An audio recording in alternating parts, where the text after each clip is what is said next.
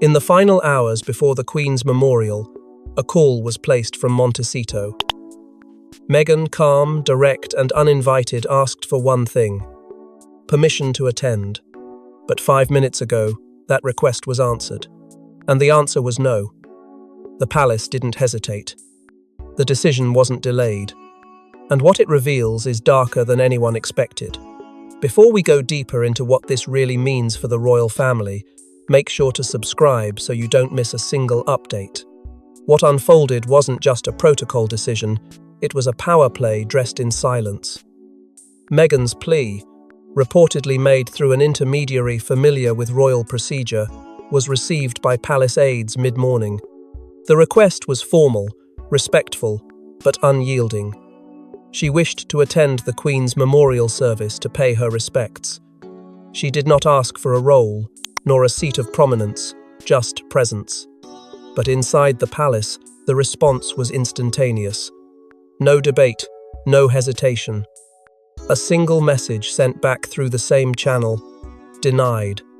The words were brief, but the message behind them thundered through royal corridors. This was not about schedule or security. It wasn't about optics or space. This was about control. The press, strangely silent, was kept in the dark as the denial unfolded. No leaks, no public statement, just an eerie blackout, coordinated to suppress any trace of Meghan's outreach. But as insiders reveal, that silence was intentional, a shield for the deeper wound the palace didn't want exposed. Because for all the talk of healing and unity since the Queen's passing, the truth is this: the divide has only deepened. Behind the scenes, senior royals saw Meghan's request not as a gesture of grace, but as an intrusion. Some labelled it a publicity trap, others believed it was a test, a way to force the firm's hand in public.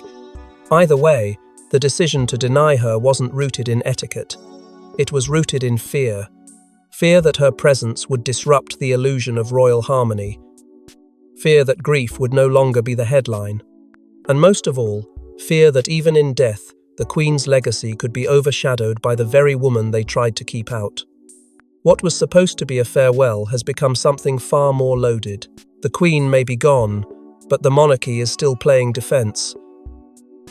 But what drove the palace to such a cold rejection? To understand, we must rewind, because the fracture started long before this final goodbye. Once welcomed as a fresh voice in a fading institution, Meghan became its most controversial exile. And the Queen? She was the last thread tying her to the throne. But even that connection wasn't enough to heal what the rest of the family had already broken. In the months following their royal exit, Meghan's world narrowed, but not by choice. Letters went unanswered. Messages were left unread. Attempts to bridge the silence between California and the palace met only stone walls and tightly sealed lips. William, once her brother-in-law, now a stranger, Charles, the new monarch, kept his distance under the guise of duty.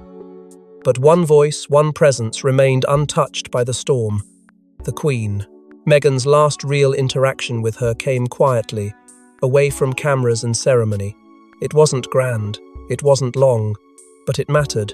Sources close to Meghan say she never viewed Her Majesty as the enemy. In fact, she saw her as the only royal who ever extended her genuine grace, unfiltered by advisors or courtiers. Yet even in those brief moments of kindness, the Queen was caught trapped between a granddaughter-in-law she privately respected and an institution she had spent a lifetime protecting. When the Queen passed, that fragile thread snapped, and with it, any illusion of reconciliation. There were no public statements filled with flowery words, no carefully crafted Instagram tributes. There was only stillness, and behind it, pain. Behind palace gates, her name was never spoken aloud in planning meetings. No seat was marked for her. No mention made of including her in any public or private ceremony. Meghan, in their eyes, had forfeited her place long ago. But from Montecito, insiders reveal, the loss was deeply personal. The Queen had not just been a figurehead, she had been a symbol of dignity Meghan longed to emulate. The memorial wasn't about reclaiming a role. It was about saying goodbye to the one royal who made her feel seen. To Meghan, it was a final farewell not to a monarch, but to a woman who stood between her and complete exile. Yet even that goodbye was denied. And with it, the palace made its position painfully clear. Whatever personal connections once existed are now buried with the Queen. The message was brutal in its clarity: there is no return, no exception, no redemption. Meghan, once invited to walk beside the monarchy, is now condemned to watch it from afar, in silence. But grief does strange things. It cracks foundations. It stirs questions no protocol can suppress. And as Meghan mourns privately, another force is building, because this exclusion wasn't just about mourning, it was about messaging. But saying goodbye in Windsor wasn't just about grief. It was about visibility, legacy, and reclaiming a narrative the palace has fought to bury. It was meant to be sacred, a time for remembrance. But behind the solemn faces and choreographed rituals, the Queen's memorial became something else entirely: a test of loyalty, a PR war, and the palace's quietest act of revenge. Long before the world knew the Queen's health was fading, plans for her eventual memorial were already unfolding behind palace walls. Everything was to be precise, pre-approved, and politically airtight. The guest list was one of the first battlegrounds. Early drafts, insiders reveal, circulated among senior aides with one notable absence: Meghan Markle. Her name wasn't lost or forgotten, it was omitted. Deliberately. Not because she lacked the status, but because she was considered a risk, a disruption, a headline waiting to happen. In hushed meetings, top advisors questioned whether her presence would overshadow the solemnity of the day, but beneath the formal language, the message was unmistakable. Meghan wasn't seen as part of the family's grief. She was seen as its embarrassment. Even as public anticipation mounted and speculation raged over whether the Sussexes would return to the UK, the palace stayed strategically silent. Each photo op was rehearsed, every seating arrangement scrutinised. For the firm, this wasn't just about honouring the Queen. It was about controlling the narrative of who belongs and who does not. Aides debated more than optics, they debated message. Would inviting Meghan suggest forgiveness? Would excluding her invite backlash? Either choice had consequences. But in the end, silence won, and Meghan's exclusion became its own carefully placed statement, not one of anger, but of finality. And then came the symbolic blow. One seat, unoccupied, strategically positioned, reportedly reserved for a guest who could not attend. But no name was attached, no explanation given. Some called it a gesture of protocol.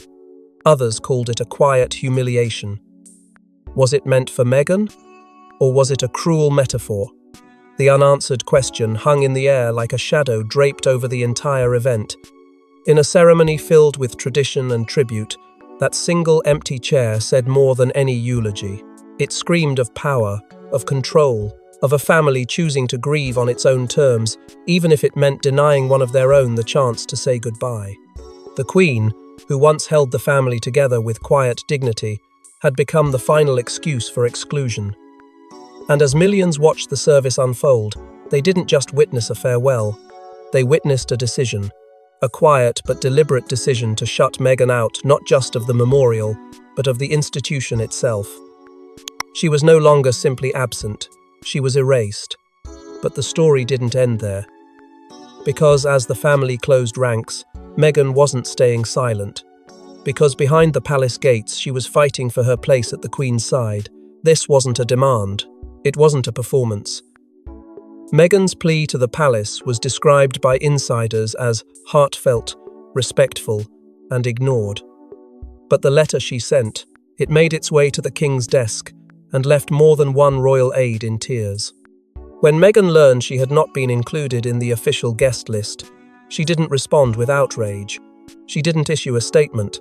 She didn't call the press. Instead, she picked up a pen. What followed, according to those closest to the situation, was not a political move, but a final attempt at peace. The letter was handwritten, personal, and delivered via private courier, not through agents, not through lawyers. a rare direct channel from Montecito to Buckingham Palace. And inside, it wasn't accusations, it wasn't blame. It was memory, gratitude, and vulnerability. She began with the Queen, not just as sovereign, but as a woman, a grandmother, a mentor. She spoke of private conversations shared between them, moments never captured by cameras or leaked to tabloids. She described the quiet support the Queen had offered her behind closed doors when the pressure became unbearable, the grace she extended when the institution itself turned cold. Meghan acknowledged the fractures. She acknowledged her role. But she also asked humbly for the right to say goodbye. One moment of peace. One final act of unity in honor of the woman who had once tried, even subtly, to bridge the widening gap. Insiders say the tone of the letter was raw, deeply emotional, at times almost poetic. One royal aide, who was reportedly present when the letter reached Charles, later told a confidant, "It was the first time in years I saw a letter stop everyone in the room, and yet no reply ever came. Charles read it. Yes, that much has been confirmed. But the silence that followed spoke volumes, because this wasn't a decision made by a father. It was a decision made by an institution. A monarchy that viewed even a moment of softness as a risk. A family whose grief had become so entangled in protocol they could no longer recognize a gesture of reconciliation when it was laid bare before them. There were quiet discussions. Some aides reportedly urged the king to respond, even privately, to offer a gesture, a call, anything. But tradition won, or perhaps fear did. And so the letter was filed away. Not destroyed, not dismissed, but buried in the ever-expanding archive of royal correspondence that will never see daylight. A message, written in hope, sealed in sincerity, and swallowed by silence. But what the palace didn't realize, what they never expected, was that Meghan hadn't just written to say goodbye. She'd also held back a truth of her own, one memory, one secret, something the public was about to uncover, a secret Meghan had been keeping since the Queen's final days. Weeks before the Queen's death, Meghan made a quiet return to the UK. No press, no fanfare, just a private visit to Windsor. And what happened behind those walls may be the reason the palace won't forgive her now. It wasn't on the official calendar. It wasn't announced or acknowledged. Meghan had arrived in the UK for an unrelated charity event, but sometime between speeches and departures, a quiet car pulled into Windsor. No public motorcade, no photographers tipped off. Just a single journey, unmarked, undocumented, that led her back to the very gates she'd once walked through as a duchess. But this time, there was no title shielding her, no entourage flanking her, only a purpose. And a risk. Palace staff were reportedly stunned by her presence.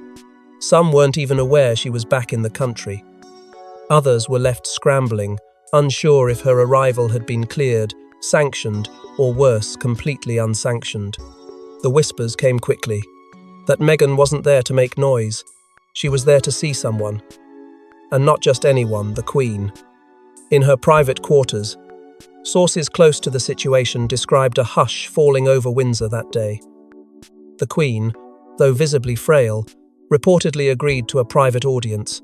No aides, no family.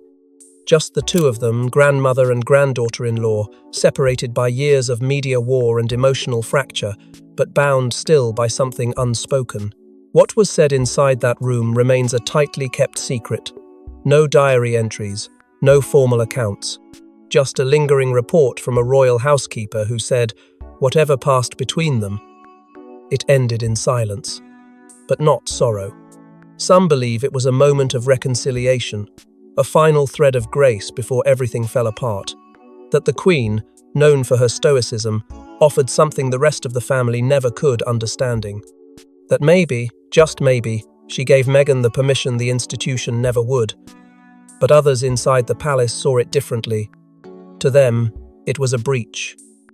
A bypassing of protocol. A move that ignored the carefully choreographed roles everyone was expected to play. One aide reportedly said, "She didn't go through the channels. She didn't wait to be summoned. She just came. And then, just as quietly as she arrived, Meghan left. The logs from that day? Erased. No official record of the visit. No entry in the daily rota. It was as if it never happened. But those who were there remember. And they've carried that memory into the present, where Meghan's every action is judged through the lens of that secret meeting. Because if the Queen saw her, if she forgave her, then what right does the palace have to reject her now? But that's the question twisting in the shadows, because if the Queen gave her peace, why would the palace deny her mourning? The answer may lie not in family, but in strategy. The denial didn't come from Charles, not directly, and not from William either. And what began as a whisper became the quietest power grab in royal history. Behind the heavy curtains of royal protocol, where titles are weapons and silence is strategy, one voice made itself heard louder than the rest, and it didn't belong to a king. When Meghan's plea landed on the royal desk, it didn't linger in a vacuum. It was picked apart, weighed, analysed, and somewhere in that labyrinth of influence and inherited paranoia, it reached Camilla's senior advisor. According to high-level sources, it was there the fate of Meghan's request was quietly sealed. Not by scandal, not by outrage, but by cold, calculated optics. The official line claimed it was about logistics, protocol, respect for the Queen's memory. But behind closed doors, the truth was blunter. Meghan's presence was seen as a disruption risk, a potential hijack of headlines on a day meant for mourning, not momentum. Camilla's circle, long underestimated in public narratives, had grown sharper, more tactical since the coronation. Insiders whispered that the Queen Consort was becoming the protector of the institution, but others saw it differently. They called it consolidation, not just of tradition, but of power. She was no longer just a partner to the throne, she was a gatekeeper, and Meghan, with her explosive interviews, best-selling memoirs, and unwavering global spotlight, was everything the palace was desperate to quiet. They feared the cameras wouldn't stay on the casket, they'd turn, slowly, toward the woman the monarchy had cast out. There was, reportedly, debate. Heated discussions within inner circles, advisors torn between letting Meghan mourn in silence or barring her altogether. Some warned that exclusion would spark outrage. Others insisted it would reaffirm control. But one sentiment emerged stronger than the rest: Camilla's counsel. Not in a grand confrontation, not in dramatic scenes, just a single line, passed from advisor to advisor: "It's not the moment for distraction." And then, Charles, already weighed down by transition, grief, and the pressure of his own legacy, did what monarchs sometimes do. He deferred, not to fear, but to unity, yielding not because he couldn't make the call, but because he chose not to fracture the court already struggling to hold together. By doing so, he allowed Camilla's voice to carry the weight of finality. Meghan would not attend, not because she was unworthy, but because her presence had become too powerful to control. That silence from the palace? It was a decision wrapped in layers of protection, public dignity, and private maneuvering. But while the monarchy closed ranks, the ripple effect had already begun. The denial wasn't just a snub, it was a signal. A strategic move in an ongoing battle over narrative, legacy, and power dynamics inside Buckingham's gilded walls. A queen was buried, but a queen-maker had risen. And while royal strategy hardened, public sentiment erupted because the people didn't stay silent. It started with a hashtag. Then came the headlines. And within hours, the palace was drowning in a tidal wave of backlash. The people weren't mourning just a queen, they were mourning the version of the monarchy they once believed in. The decision that had been made in silence roared to life in the public square. As whispers of Meghan's denied request surfaced online, social media ignited. The hashtag number "Let Meghan Mourn" spread like wildfire, first on Twitter, then across every platform, every headline, every conversation. What had begun as a quiet refusal behind palace doors was now center stage. People weren't asking if Meghan should have been there, they were demanding to know why she wasn't. The monarchy had hoped for dignity and control, but what they got was rebellion. From the streets of London to late-night American talk shows, voices rose in unison, not in hatred but in heartbreak. Major news outlets scrambled to catch up to the fury. Cruel, tone-deaf, out of touch. For many, the Queen had represented the last semblance of grace within the royal family, and now, even that grace seemed to have been denied to the one woman who had already endured the institution's coldest treatment. Meghan's story, once twisted and used against her, was suddenly being re-examined under a harsher, clearer light. The decision to bar her didn't read as protocol anymore, it read as punishment, and the world was watching. Celebrities, activists, and world leaders figures who once stayed diplomatically silent began to speak out. Serena Williams, Mindy Kaling, even voices from inside the Commonwealth, from Canada to the Caribbean, questioned the legacy of a monarchy that would silence one of its own on the day of mourning. Leaked reports from inside the firm spoke of alarm. Senior aides were described as nervous, disoriented, caught off guard by the sheer force of the public response. This wasn't just scandal, it was slippage, the loss of control over a story they thought they had buried. Behind closed doors, strategy meetings blurred into crisis mode. The monarchy had underestimated something vital, the emotional contract it held with the people. That contract wasn't forged by bloodlines or traditions, it was built on perception. And now, with every tweet, every protest, every tearful post from a woman in Ghana or a teenager in Boston, that perception was shattering. Polls conducted within days showed a noticeable shift. Republican sentiment, once fringe in many Commonwealth nations, spiked. Conversations that had previously felt too radical about cutting ties with the crown began to feel justified. This wasn't just about Meghan. This was about what the monarchy had become in the eyes of the world. A fortress built on silence, resistant to change, incapable of compassion when it mattered most. And yet, while cameras circled and commentators dissected, Meghan herself said nothing. No interviews, no statements, just a silence that felt louder than the firm's. Because while the world grieved a monarch, Meghan grieved something more personal, and she did it the only way she could. Barred from the memorial, Meghan made her own, and what she released to the world wasn't just a tribute to the Queen, it was a goodbye letter to the institution that refused her. One last time, when the doors to Windsor closed, Meghan opened another. A photo unreleased, unexpected, and unmistakably intimate. The Queen, smiling softly. Meghan, beside her, not as a duchess, but as a woman seeking peace. Beneath the image, her words. "Thank you for the kindness you showed me when others withheld it. You never asked me to be perfect, only to be real." And in that one sentence, years of silence shattered. This was not a message for the masses, it was a message to the monarchy. Clear, gracious, final. The tribute went live just hours before the official memorial commenced. While the family stood in Westminster, cloaked in tradition, Meghan's message drifted across screens in nearly every time zone. And within minutes, it caught fire.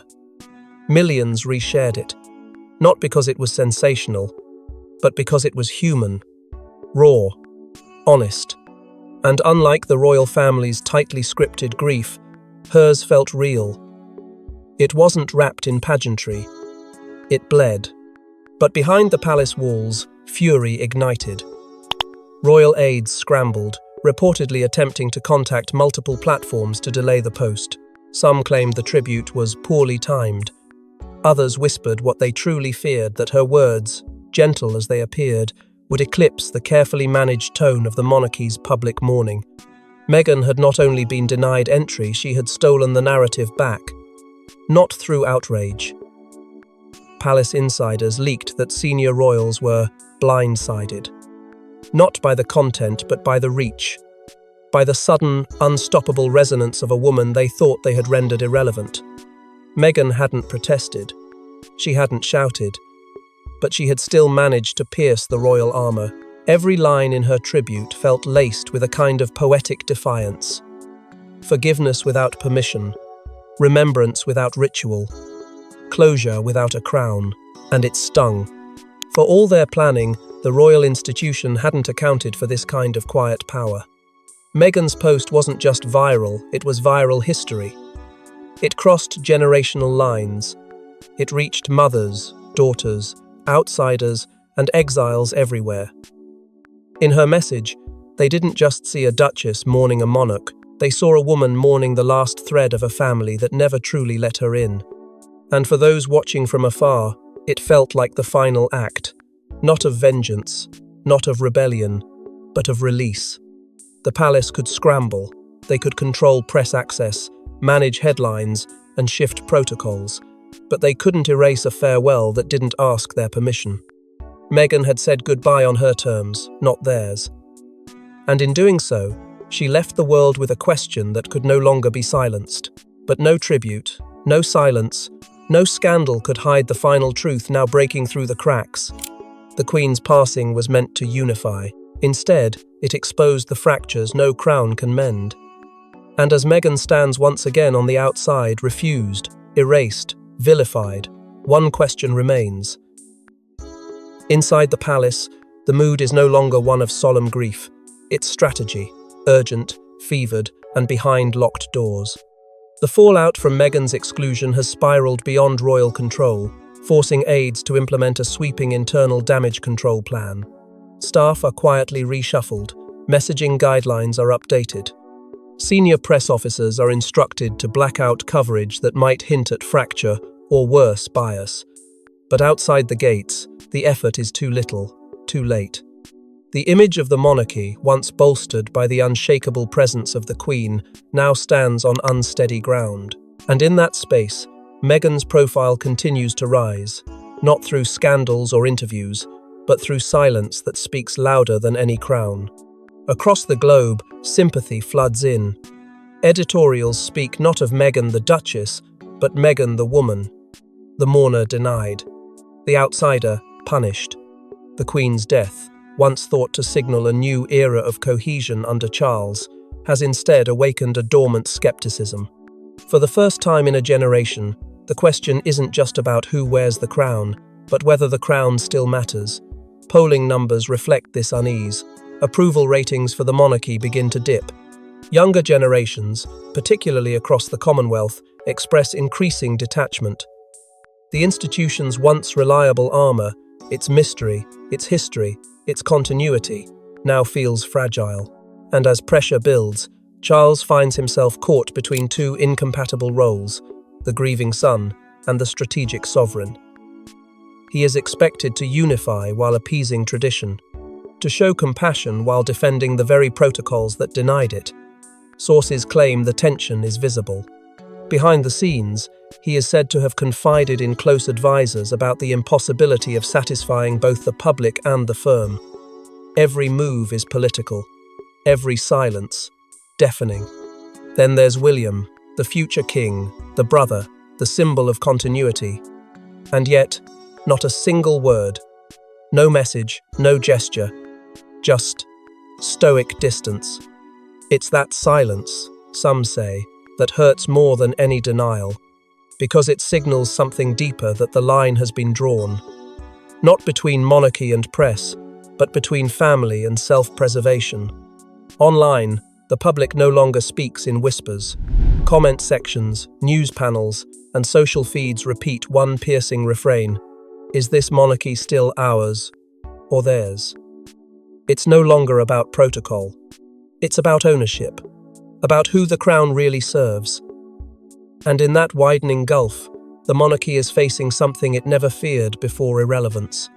Because if a woman once welcomed into the family can be so easily cast aside, what does that say to the millions watching from the outside?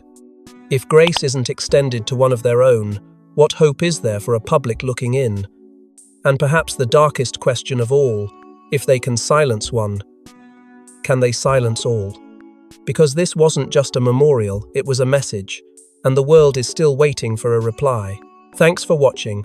Don't forget to like and subscribe, and we will see you in the next one.